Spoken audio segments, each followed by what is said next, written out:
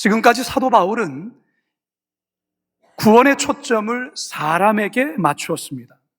그런데 이제 바울은 그 영역을 사람을 넘어서 피조물 세계, 자연 세계까지 확장시키고 있다는 것입니다.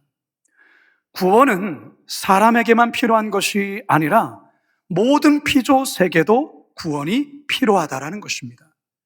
그렇다면 과연 피조물들에게 필요한 그 구원이 과연 무엇인지 이제 다 같이 본문으로 돌아가 살펴보면서 우리를 향하신 하나님의 살아계신 음성을 듣게 되기를 간절히 소망합니다.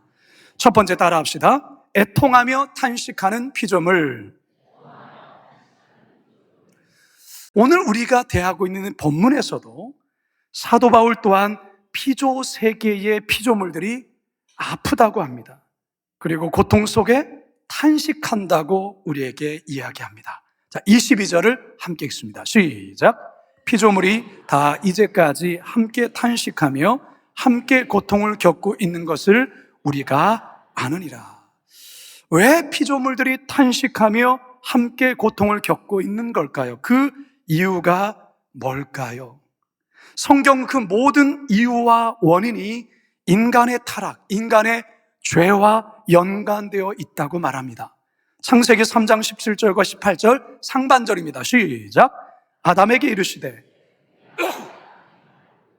내가 내게 먹지 말라 한 나무의 열매를 먹었은즉 땅은 너로 말미암아 저주를 받고 너는 내 평생에 수고하여야 그 소산을 먹으리라. 땅이 내게 가시덤불과 엉겅퀴를 낼 것이라. 땅은 아담의 범죄로 말미암아 저주를 받게 되었습니다. 그리고 가시덤불과 엉겅퀴를 내게 된 것이죠. 피조물 세계, 자연 세계가 스스로 잘못해서 저주를 받은 게 아니에요. 피조물은 잘못한 게 없어요.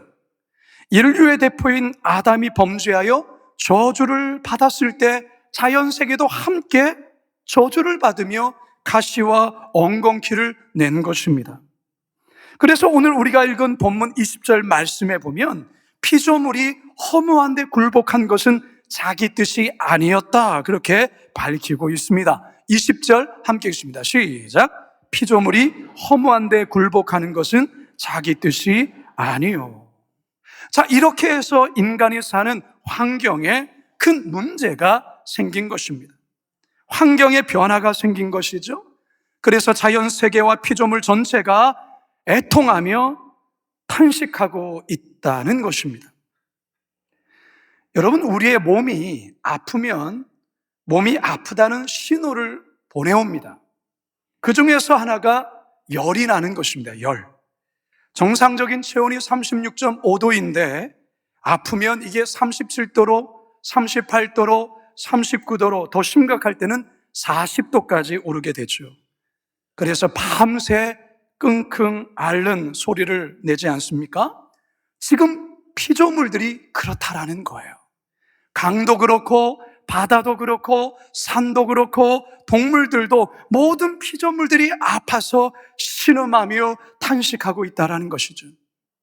얼마 전 뉴스를 보는데요, 제주 바다에서 떼를 지어 놀던 남방 돌고래, 그 가운데 이 새끼 돌고래 한 마리 꼬리에 폐 그물이 이렇게 감긴 거예요. 감긴 상태에서 이 위태롭게 이제 헤엄을 치는 장면을 보도하는데요, 이 돌고래 꼬리에 이 폐 그물로 인해서 이 무게를 버티지 못하고 자꾸만 이렇게 몸부림을 치니까 조금씩 그 꼬리가 잘려나가는 거예요. 그러니까 이걸 너무 안타깝게 또 그 해양수산연구팀이 그것을 발견하고 이 돌고래에 접근해서 이 폐그물을 제거하는 그런 작업들을 시행했는데요, 이게 쉽지 않은 거예요. 그 폐그물을 이제 제거하는 것도. 이 어미 돌고래가, 이 새끼 돌고래가 폐그물로 인해서 제대로 헤엄치지도 못하고 아파하는 모습에 어찌할 줄을 몰라 하는 모습을 보여주더라고요. 여러분, 이게 누가 이 일을 한 겁니까? 인간이 한 거예요. 사람의 잘못이에요. 이 모든 게 인간이 저지른 죄라는 것이죠. 사랑하는 성도 여러분, 인간에게만 구원이 필요한 게 아닙니다. 모든 자연 만물, 모든 피조물에게도 구원이 필요하고 회복이 필요한 것입니다. 오늘날 우리 그리스도인들은 산을 보더라도, 강을 보더라도, 계곡을 보더라도, 바다를 보더라도 그저 좋은 경치만 그렇게 감탄하며 좋아할 게 아닙니다. 계곡에 가서 무분별하게 막 삼겹살 구워 먹고 막 빨래하고 그러면 안 됩니다. 여러분, 그 자연 만물에서의 이 탄식하는 소리를 여러분 들으셔야 돼요. 산을 보더라도, 강을 보더라도, 바다를 보더라도 바울이 말한 이 피조물들의 탄식과 애통하는 소리를 들을 수 있어야 합니다. 바라기는 이 탄식의 소리를 들으심으로 피조물의 구원을 위해 우리 성도들 모두가 함께 노력하고 힘쓰시게 되기를 간절히 소망합니다. 두 번째 따라하겠습니다. 고대하며 갈망하는 피조물. 자, 앞에서 피조물들이 애통하고 탄식하는 이유가 뭐라 했습니까? 인간의 범죄로 말미암아 땅의 저주를 받고, 그래서 이 피조물들이 고통하며 탄식한다고 했습니다. 자, 그런데 여러분, 이 피조물들의 탄식에는 이처럼 고통에 대한 호소로서의 탄식만 있지 않습니다. 또 하나의 탄식이 있는데, 그것은 피조물들이 지금의 상태에서 벗어나 회복될 그날, 온전케 될 그날, 해방될 그날, 그날을 바라며 갈망하며 탄식한다는 사실이에요. 21절을 함께 읽습니다. 시작. 그 바라는 것은 피조물도 썩어짐의 종로로 탄 데서 해방되어 하나님의 자녀들의 영광의 자유에 이르는 것이니라. 성도 여러분, 현재 피조물들은 인간의 타락과 죄의 영향으로 저주를 받아 오염된 상태에 놓여 있습니다. 허무한데 굴복한 상태에 있다는 것이죠. 그런데 이 상태에서 벗어나게 될 그날, 회복될 그날, 해방될 그날이 있다라는 거예요. 피조물들이 바로 그날을 고대하고 갈망한다는 것이죠. 19절도 함께 읽습니다. 시작. 피조물이 고대하는 바는 하나님의 아들들이 나타나는 것이니. 자, 이 구절을요, 헬라 원문 그대로를 직역을 하면 이렇습니다. 함께 읽습니다. 시작. 피조물의 고대는 하나님의 아들들이 나타남을 고대하는 것이라. 자, 여기서 우리가 주목할 단어가 이 고대하다라는 단어예요. 헬라 원문에는 고대가 두 번이나 단어가 나오고 있죠. 헬라어에서 단어가 두 번 반복해서 나온다는 것은 강조를 의미하거든요. 이 고대라고 번역한 헬라어 단어는 아포카라도키아라는 단어예요. 아포카라도키아의 뜻은 머리를 쳐들고 목을 빼면서 아주 간절하게 기다리는 것을 의미합니다. 여러분, 이 말의 의미와 아주 유사한 사자성어 혹시 기억나는 거 있어요?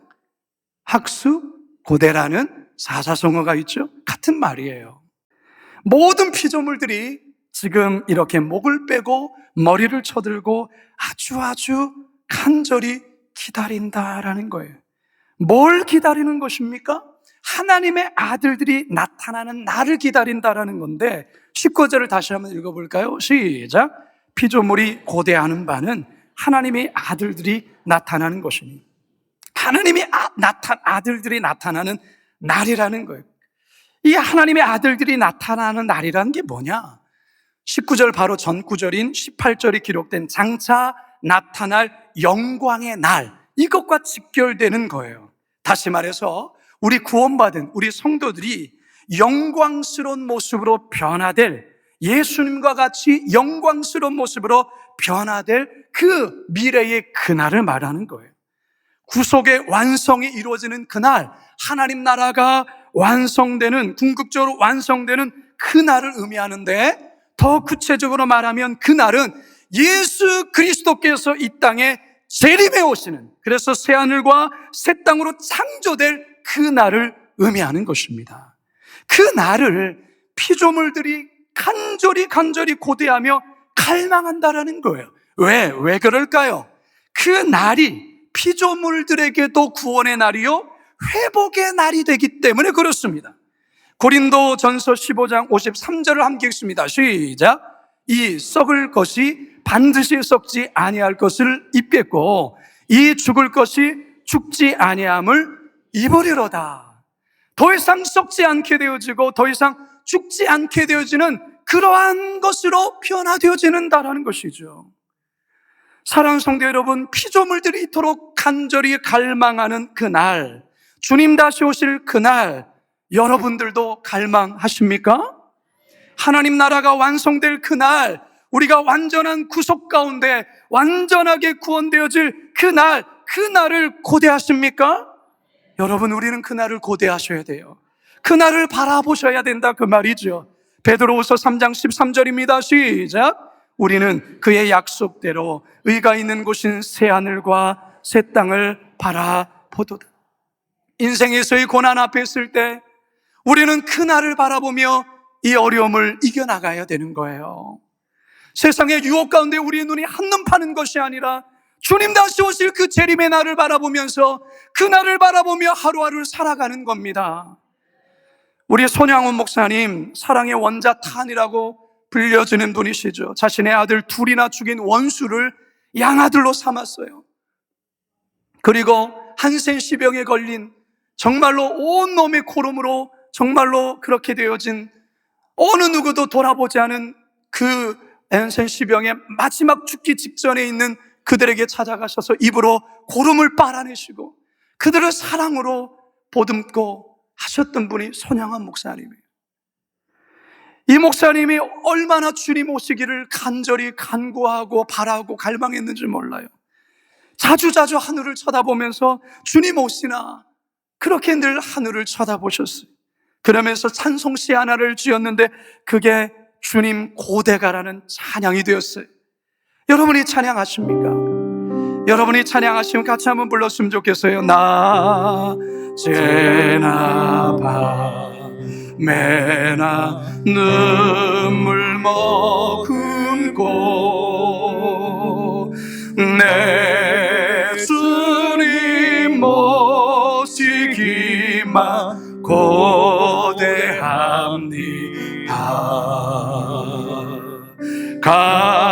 가실 때 다시 오마 하신 예수님, 오 주여 언제나 오시렵니. 먼 하늘 이상한 구름만 떠도, 먼 하늘 이상한 구름만 떠도 행여나 내 주님 오시는가에 머리 들고 멀리 멀리 바라보는 마음, 오 주여 언제나 오시렵니까. 손 목사님의 주님 다시 오시기를 간절히 갈망하고 바라는 그 마음이 느껴지십니까? 오늘 본문에서 이 피조물도 이 마음이라는 거예요. 그날 그 날을 피조 세계들이 머리를 쳐들고 얼굴을 빼어 학수고대하며 간절히 기다린다는 것이죠. 왜요? 그날이 온전히 회복된 바로 그날이기 때문에 그래요. 하나님께서 천지 창조를 하셨던 그때의 그때의 날로 회복되기 때문에 그렇습니다. 그렇다면 우리는 어떻습니까? 우리에게도 이 피조물과 같이, 손양훈 목사님 같이 주님 다시 오심에 대한 간절한 기다림이 있습니까? 이 기다림이 있어야 돼요. 주문한 택배 물건 언제 오나 기다릴 줄은 알면서, 어렵게 예약한 번호가 당첨되었나 그 전화 소식 오기를 간절히 기다리면서 주님 다시 오실 그날 기다리지 않는다면, 고대하지 않는다면 그거는 온전한 크리스찬이라 할 수 없어요. 피조물조차도 주님 다시 오실 그날을 기다린다면 우리 또한도 주님 다시 오실 그날 기다려야 될 줄로 믿습니다. 바라게는 주님 다시 오실 그날, 모든 피조 만물들이 새롭게 회복될 그날, 우리도 간절히 기도하며 기다리심으로 그날을 꼭 맞이할 수 있기를 주님의 이름으로 축원합니다. 마지막 세 번째 따라합시다. 처음처럼 회복될 피조물. 코로나19가 참 온 세계를 휩쓸고 수많은 사망자들이 날마다 이제 몇 명 죽었다고 지도를 보여주면서 했던 게 엊그제 같은데 벌써 이렇게 몇 년의 시간이 흘렀습니다. 그 당시에 각 나라마다 너무나도 이 코로나의 감염으로 너무 많은 사람들이 죽어가니까 극단의 처방과 그리고 조치를 취했는데 그 중에 하나가 강력한 거리 두기를 시행했습니다. 해외여행도 제한하고 함께 모여서 집단으로 식사하는 것도 제한했어요.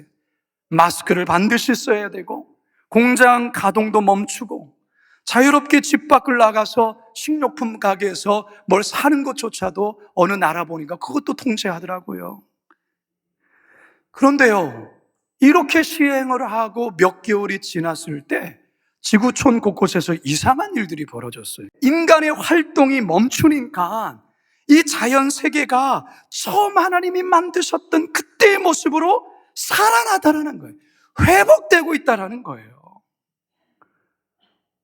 자, 그러면 지금 코로나가 이제 지나고 지금 몇 년이 지났잖아요. 지금은 또 어떻게 됐을까요? 옛날로 또 돌아간 거예요.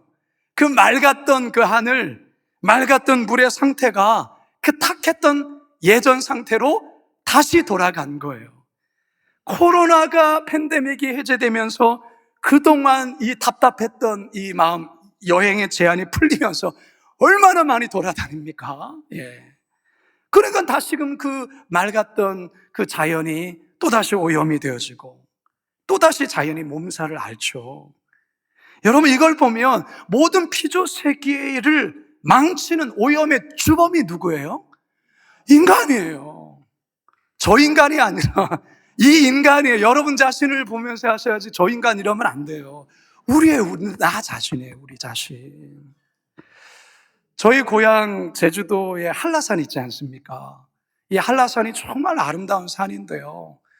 1년에 등산객들이 얼마나 많이 오르고 내리는지 몰라요. 근데 그렇게 오르락 내리락 하다 보니까 너무 많이 훼손이 된 거예요. 그래서 제주도에서 어느 날은 좀 특단의 조치로 해서 이제 여기 출입을 통제합니다. 언제 열지 모릅니다. 그렇게 이제 제한을 내려서 1년인가 2년인가 지난 후에 보니까요, 참 신기하죠? 그 사람이 지나갈 때는 그 다 훼손됐던 게 사람이 안 지나가니까 다시 회복된 거예요. 다시 살아났어요. 그래서 또 이제는 또 등반해도 됩니다. 그렇게 이제 해제를 한 것이죠.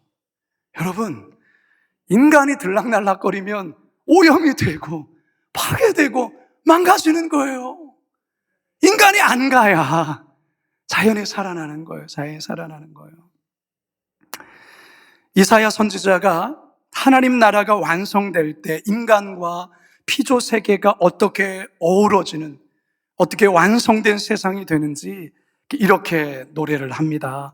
이사야서 11장 6절에서 9절입니다. 시작. 그때에 이리가 어린 양과 함께 살며 표범이 어린 염소와 함께 누우며 송아지와 어린 사자와 살진 짐승이 함께 있어 어린아이에게 끌리며 암소와 곰이 함께 먹으며 그것들의 새끼가 함께 엎드리며 사자가 소처럼 풀을 먹을 것이며 젖먹는 아기가 독사의 구멍에서 장난하며 젖된 어린 아기가 독사의 굴에 손을 넣을 것이라.